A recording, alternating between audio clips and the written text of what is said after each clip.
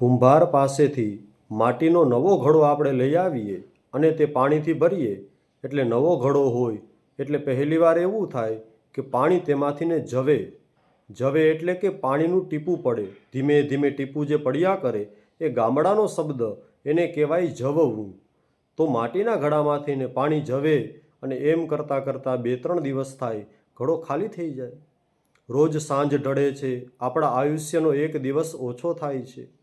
ક્યારેક વિચાર કરવો, મેં પરિવાર માટે ઘણું કર્યું, પૈસા કમાવવા માટે ઘણું કર્યું, પણ મેં મારા ખુદ માટે, પુણ્ય એકત્રિત કરવા માટે કાંઈ કર્યું?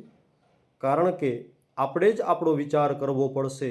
જન્મ થાય તેની પહેલાં 9 મહિના સુધી બાળક માતાના ગર્ભમાં એકલો જ હોય છે અને મૃત્યુ થાય અને અહીંથીને ઉપરના ધામમાં પહોંચે ત્યાં સુધીના માર્ગમાં પણ તે એકલો હોય છે. અહીંથીને યમલોક તે પહોંચે ત્યાં સુધીમાં પૃથ્વી ઉપરમાં 1 વર્ષ પૂર્ણ થઈ જાય છે.